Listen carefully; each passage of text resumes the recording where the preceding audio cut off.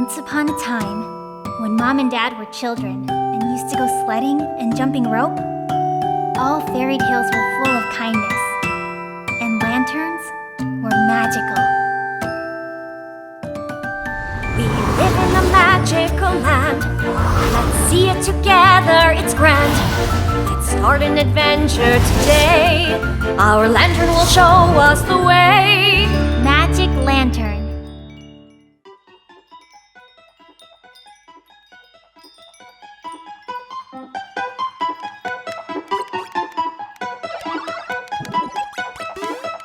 Okay, Mike, enough playing.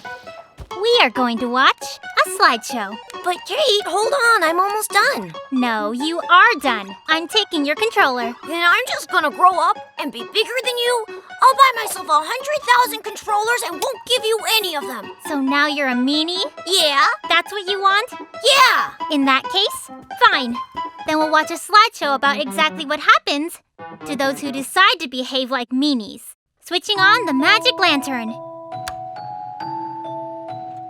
Treasure Island, based on a book by Robert Louis Stevenson. One day, Jim and his really good friend Billy were fishing. Just then, they saw a bottle in the water sealed with sealing wax. Kate, what is sealing wax? Well, it's something like modeling clay. They opened up the bottle, and inside, they found a genuine treasure map. Wow! Lucky us! Said the two friends, and they went down to the harbor. It's really important that they don't tell anyone about finding the secret map. Otherwise, they'd have to share the hidden treasure with everyone. That's when they ran into Captain Silver in the harbor, and he agreed to help Jim and Billy search for the hidden treasure. I am the best captain in the whole world, said Silver. And why is he a pig? Pay attention and you'll find out. But Silver turned out to be a pirate. Together with other pirates, he decided to deceive the friends and steal the treasure from them. Do you understand now why Captain Silver looks like a pig? Yeah, because he acts just like a pig. So, they loaded up some food and water onto the ship and headed out to sea. Oh, they're carrying a watermelon. I wish I had some. Just so you could eat it by yourself, right?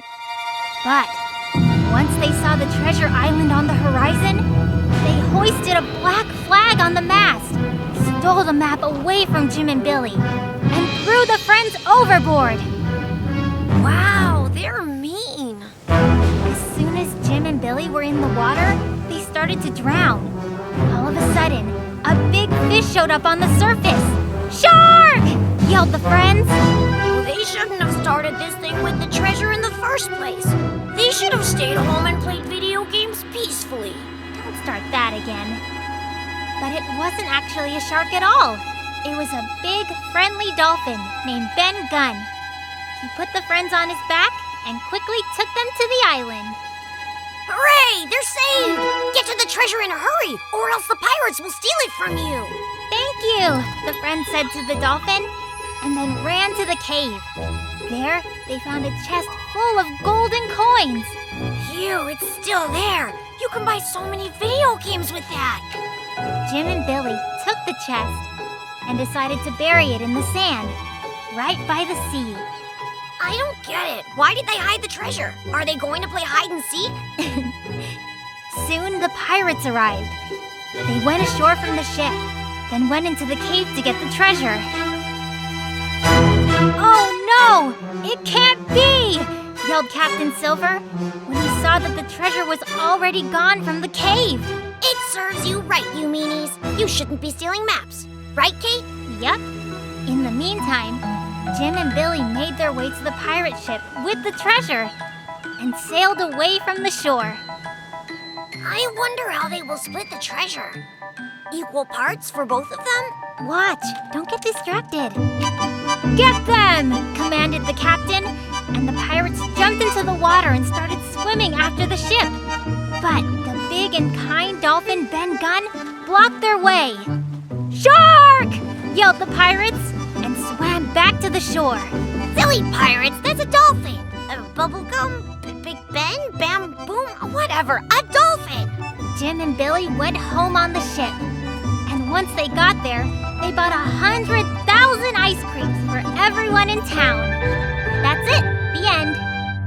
See how kind they are? But you probably wouldn't want to share with anyone, right? Of course I would share. I'm not some kind of pirate, you know.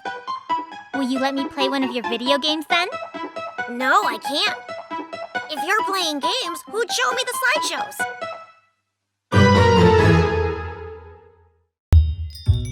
Okay, Mike, quit playing that game. We are going to watch a slideshow about love. What? A show about love? Phew, yuck!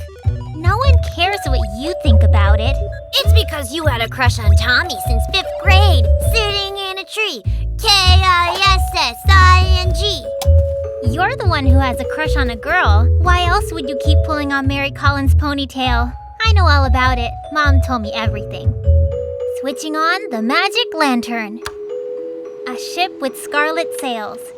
Based on a book by Alexander Grin. Aesel's father made toy ships for a living, and his daughter Aesel would sell the toy ships in the city. Aesel is her name? What kind of a name is that? On her way to the city, Aesel would stop and stare at the sea and dream. She dreamt of someday meeting a handsome prince. Too bad. There aren't enough princes for everyone. One day, her father made a small ship with beautiful billowing scarlet sails. My prince will come sailing into port on a ship like this, decided Aesel. That ship looks like my remote-controlled boat. Everyone in town made fun of her dreams. Look at the princess, they said, and pointed their fingers at her. They laughed at poor Aesel. Well, what do you know? A town that is full of smarty pants just like you. In those days, far, far away, in a magical kingdom, there lived a real prince named Gray. So, real princes do exist. Gray always dreamed of becoming a captain who would sail around the world and find his true love. Ah, that's so romantic. When Gray finished school, he gathered his crew, packed his belongings, and sailed away on his ship. Well, it's not like he's trying to find Aesel. All of a sudden, a terrible storm broke out. Gray had to reach shore immediately. What for? Aesel isn't there anyway. He walked ashore, and there he saw Aesel. She was standing near the water, quietly dreaming of her prince, while the wind was blowing through her golden hair. Wait a minute. What if he doesn't like her? Maybe he would rather meet somebody taller. Aesel was so beautiful that Gray instantly fell in love. Whatever. I get it. You're just jealous because Mary Collins doesn't even want to play with you, does she? Gray went to town to find out more about this beautiful girl. He was told that she's the carpenter's daughter, who spends her time dreaming of silly things, like scarlet sails. If you want a girl to love you, you shouldn't pull on her ponytail. You should make her dreams come true instead. Gray realized he had found his soulmate. He went to the store and bought 300 rolls of scarlet silk. I know. He wants to sew sails to put on his ship.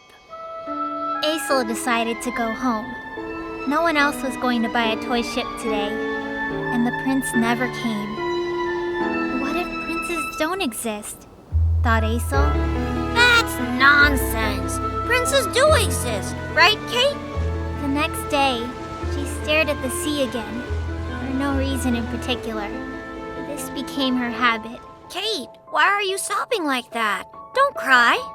And suddenly, Aesel saw the ship with the scarlet sails. Aboard the ship was Gray, who waved at her. Aesel approached him. Oh my! All the townspeople exclaimed. She was right after all! Mike, is something the matter? Are you crying too? Me? No way! I don't cry. I'm not a girl, you know. Aesel and Gray climbed aboard the ship with scarlet sails and sailed away to the magical kingdom. And Aesel's father sent them brand new toy ships each and every week as gifts for his grandchildren. Hey, Kate, do you think Mom will let me give my remote-controlled ship away as a present to someone? But who would you give the ship to anyway? To Mary? Well, if it really is for her, I guess we can convince Mom.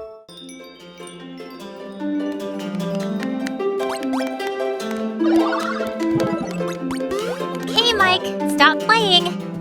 Now we are going to see a slideshow. I know when I need to stop. I am not a little kid. Yes, you are a little kid. Give me the controller. When you want me to tidy up the room, I'm a big boy. But when I play video games, I'm a little kid.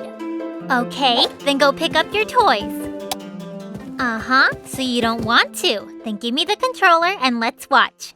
Switching on the magic lantern. Gulliver in the country of the Lilliputians, based on a book by Jonathan Swift. Little Gulliver dreamed about traveling, but in order to be able to travel, he had to first grow up.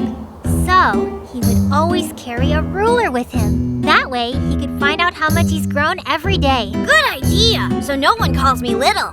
Well, Gulliver finally grew up and went on a trip. The ship got caught in a terrible storm, and Gulliver got washed overboard.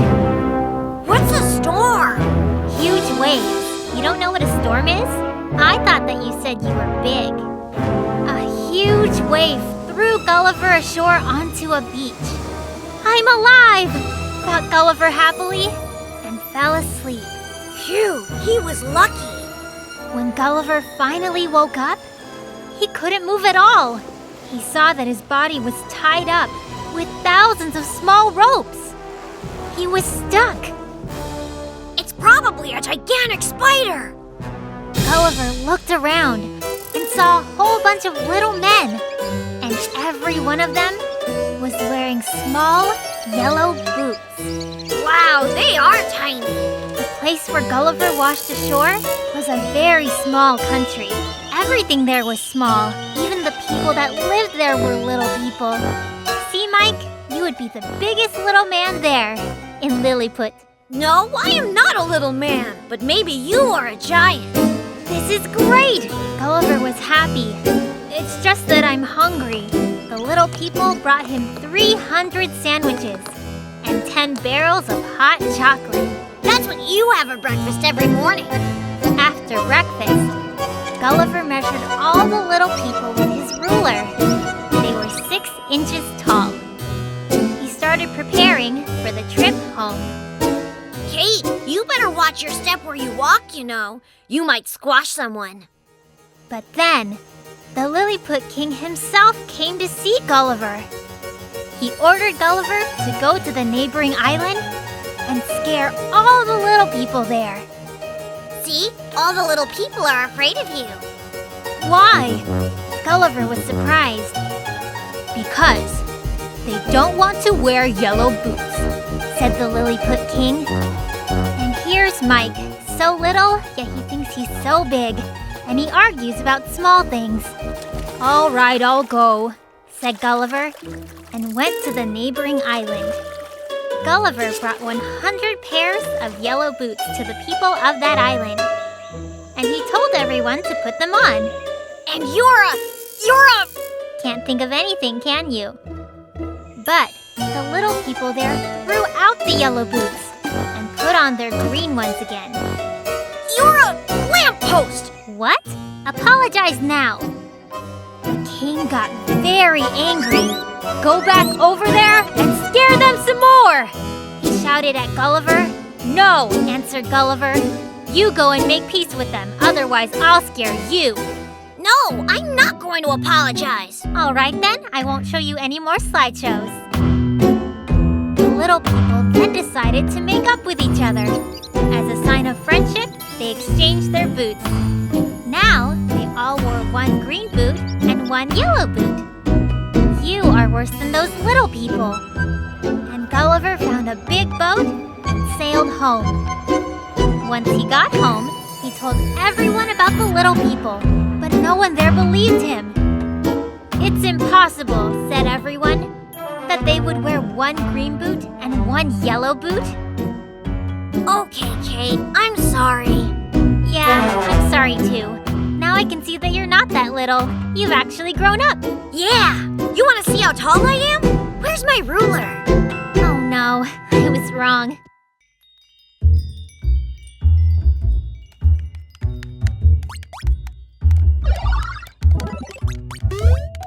Okay, Mike, turn off the video game. We are going to watch a slideshow now. It's not fair! I haven't completed this level yet. I said we are watching a slideshow.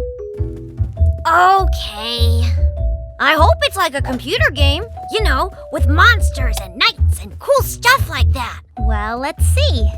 Oh, this is a story just like that, with knights and monsters, just the way you want it.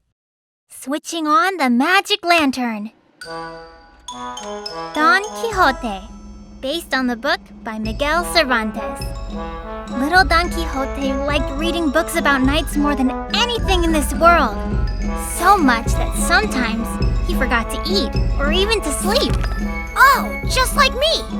Only I like playing games with knights, not reading books about them. One day, Don Quixote decided, "Now I'm going to become a knight and I will fight evil giants." So he became a knight? But he doesn't have any skills. He made himself a wooden spear, a cardboard sword, and he put a brass pot on his head. He looked just like a real knight. But his armor is weak. Who would want to play with a knight like that? Suddenly, Don Quixote remembered that a real knight needs a sword bearer to carry his sword and his spear. Well, go ahead. Pick a sword bearer. You better pick someone with magic powers from level 3. Just then, his friend, Sancho Panza, who was a baker, was passing by. "Will you come with me to fight giants?" asked Don Quixote. No, he's a baker. He wouldn't know anything about fighting giants. Sancho Panza didn't want to fight giants. He had just baked a lot of tasty rolls. But Don Quixote convinced him. Well, that's it then. The mission will fail. Soon they noticed something huge in the distance. "Hooray! It's the giant! This will be our first heroic deed!" shouted Don Quixote. No, there's no way they can beat that giant. They need to be a lot stronger than that. "Hold on, that's not a giant, it's just an old mill," protested Sancho Panza. I don't understand. Was there a giant or not? "No, it's a giant that turned into an old mill," disagreed Don Quixote, and he charged at it. Oh, he shouldn't have. He is going to lose. Of course he lost, because it was a huge, powerful mill. I mean a giant. See? I told you. He is no knight. But Don Quixote didn't get upset. "I will win next time," he said, feeling the bump on his head. He will be defeated again. This is a strange game. Story. Next, Don Quixote fought with an army of bewitched giants. Of course, Sancho Panza thought it was just a large herd of woolly sheep. No, they've got it all wrong. The knight and the giants don't know what they're doing. That's not how video games work. Another time, there was this tricky giant that turned into a wild lion. Don Quixote wasn't scared at all, but the lion was scared, so it didn't show up for the fight. But of course. Well done, Don Quixote. He's not afraid of anyone. Don Quixote decided to fight all the giants in the world. But Sancho Panza missed his bread so much that he convinced Don Quixote they should return home. Oh, that's too bad. I thought he would defeat someone in the end. Back home, Sancho immediately hid all the books about knights, just in case. Well, I understand why. Because he doesn't want Don Quixote to fight giants anymore. He's a pretty smart guy, if you ask me. And Don Quixote wrote down all of his adventures and they came out better than the ones he read about in all of his favorite books.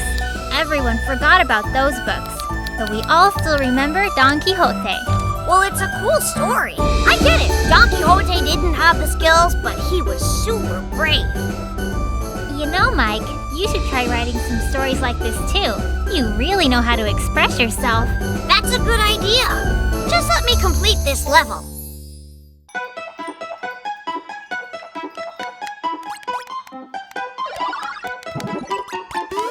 Mike, turn off the video game right now. We're going to watch a slideshow. Hey, wait a minute. I'll just finish off these nasty pirates. And there are only 8 of them left. Only 8? You are so brave here, but what if you met real pirates, huh? What would you do? I could beat them even if I only had one hand. I'm not afraid of anyone. I could even beat 100 pirates. Whoa! Even one real pirate is too much for you to handle. So now we're going to watch a slideshow about a boy who you will see is actually really, really brave. Switching on the magic lantern. The Little Captain, based on a book by Jules Verne. One day, Captain James, his beautiful wife Kitty, and their little son Dick set out on a voyage on a great big ship. Is that the brave boy? He went on a voyage, but with his mom and dad. That's right, but it was way out into the open sea and on a real ship. The sky was blue, the sun was bright, and the sea was calm. So no big deal, really. But suddenly, Dick saw a sailor in the waves who was holding onto a piece of floating debris from a ship. I bet he's really glad there were no sharks around. No sharks yet. Poor guy probably survived a shipwreck, Decided Captain James, and threw him a life preserver. He was lucky. Keep watching. Now we'll find out who was lucky and who wasn't. The rescued sailor's name was Nigel.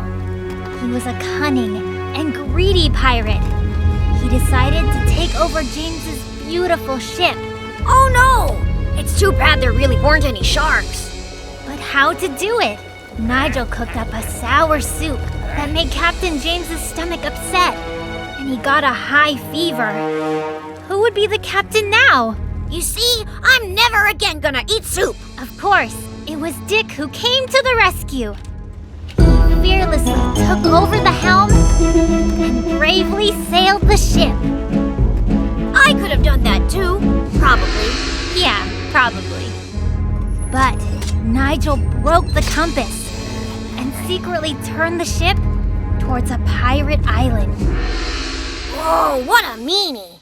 That's right. They shouldn't have rescued him that day. Land ho! Land ho! Little Captain Dick was happily shouting. They thought they would finally find a doctor to help Captain James. There's no doctor there. Yes, I know this place very well, said the tricky Nigel. There's a doctor who lives near here. Let's go. I'll show you where. No, go back! Don't listen to him! He's lying to you! But Nigel brought sick Captain James, his beautiful wife Kitty, and little Dick into the jungle, where a band of pirates were hiding. I knew it! Tie them up, commanded Nigel. Now we have a new ship. We're doomed, cried Kitty. Well, things do look bad, but the resourceful and clever Dick untied the ropes and ran away. The pirates ran after him. I could have done that too. I run really fast. Dick climbed a coconut tree. Come down here! Yelled the pirates. Oh no, I would have done that too. Only I'm not allowed to climb trees yet. You are some rescuer, aren't you? Bam! A huge coconut knocked a pirate to the ground. Bam! Bam! The second pirate also got knocked down by a coconut. Bam! Bam! Bam! The third coconut knocked over the greedy Nigel. It serves him right. Yeah, all right. That's what you get for hurting good people. So then little Captain Dick and his family finally returned to the ship. Captain James was feeling much better, and they were able to continue on their voyage. Well, what do you think now? Still want to sit inside and play video games all day? You know what, Kate?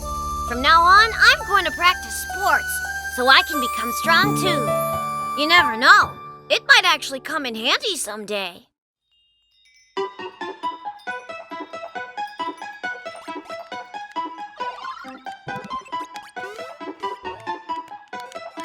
Mike, enough video games.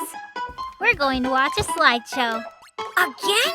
But I want to keep playing some more. Then I won't be your friend anymore. Who needs to have friends anyway? They only bring trouble. So, you think no one needs friends? Then I know the perfect slideshow we'll watch today. Switching on the magic lantern. Young D'Artagnan and the Three Musketeers, based on a book by Alexandre Dumas. Young D'Artagnan was known to be very brave, but also very grouchy. So he had a lot of enemies, but no friends at all. Why do you need friends if you have a sword? One day, D'Artagnan challenged all his enemies to a duel.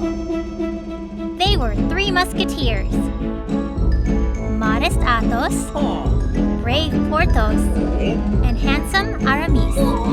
Enemies are better than friends. With friends, you have to share everything and help them when they're in trouble. Blech. But Athos, Porthos, and Aramis had enemies too. The evil guards. D'Artagnan didn't like the evil guards at all, so he helped the musketeers. See how much fun you can have with enemies? Swish, swish, swish. There were 5 times as many guards as musketeers, but the musketeers battled anyway. In fact, they fought like brave lions. Lions? Can chickens fight like lions?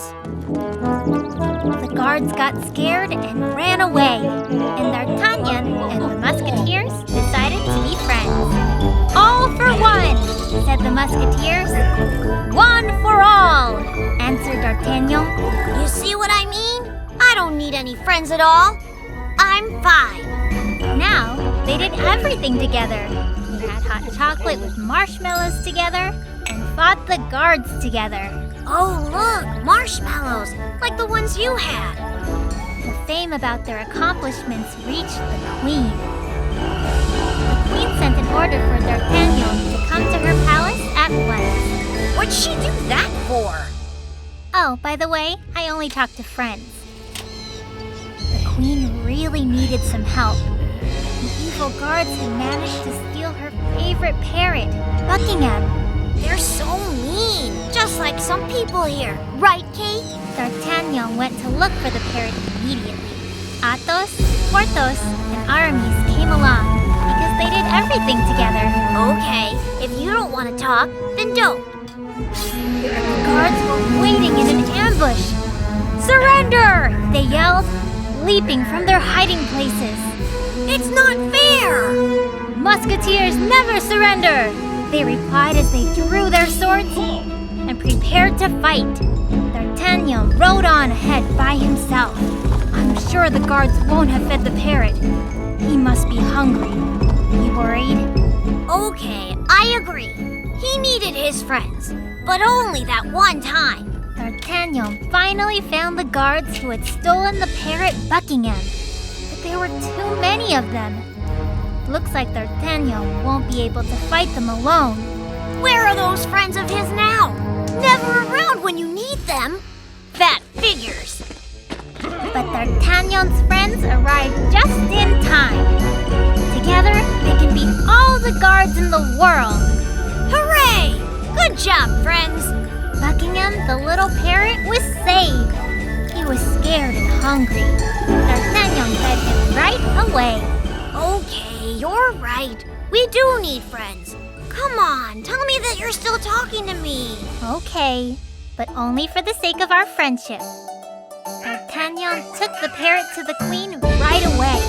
She was very happy to see him.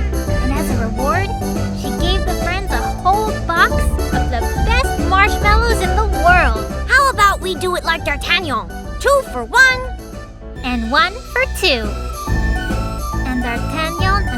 musketeers continued to drink hot chocolate with marshmallows for years to come. Even 10 years later, and 20, and 50. Now's a good time to bring out your marshmallows. You're supposed to share with friends. Okay, I'll share since we're friends.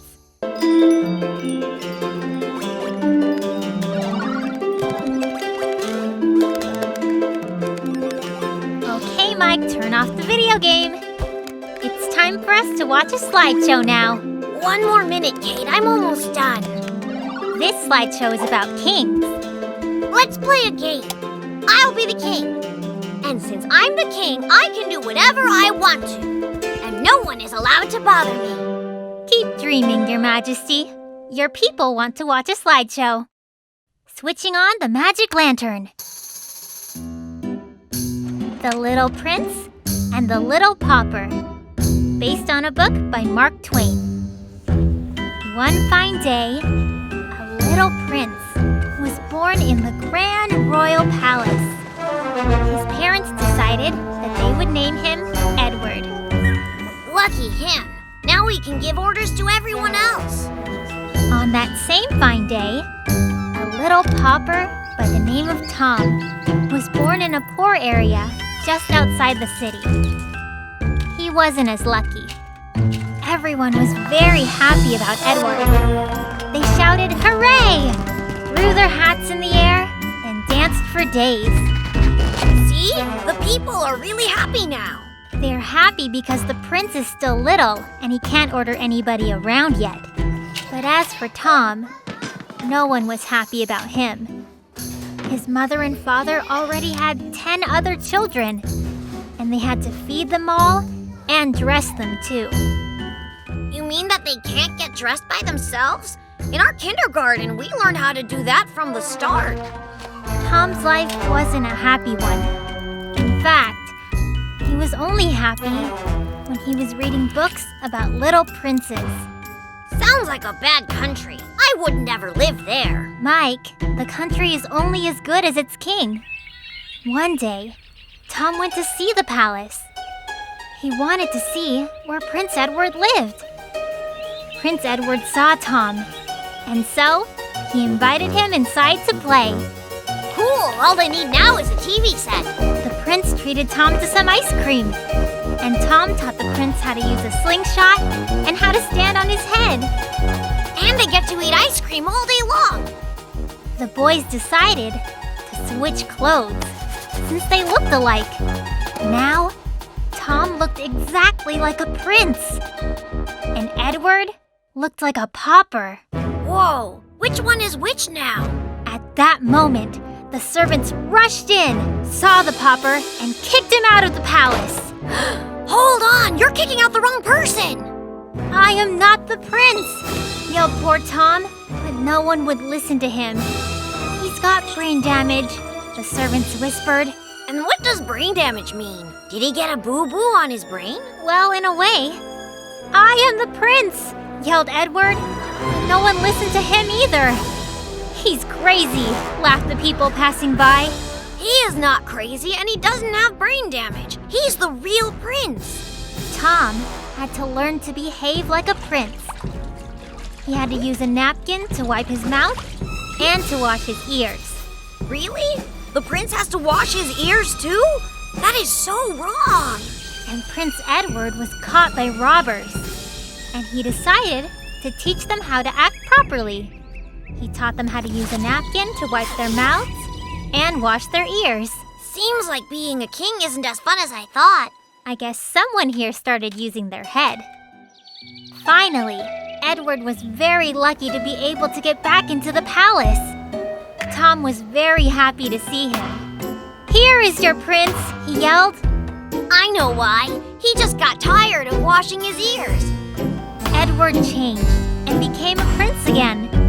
And then he became a king, and a very kind one, because he knew how hard it was for the poor people to live in his country.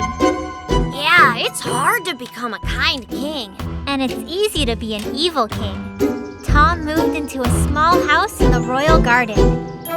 Little children would come there to eat ice cream and to listen listen to all the wonderful stories about princes. Okay, I've decided I'm not going to be a prince, even if someone asks me to. And what are you going to be? A pauper? I'll be an ice cream man. He gets to eat ice cream and doesn't have to wash his ears either. Once upon a time, when Mom and Dad were children and used to go sledding and jumping rope, all fairy tales were full of kindness, and lanterns were magical. We live in a magical land. Let's see it together, it's grand. Let's start an adventure today. Our lantern will show us the way.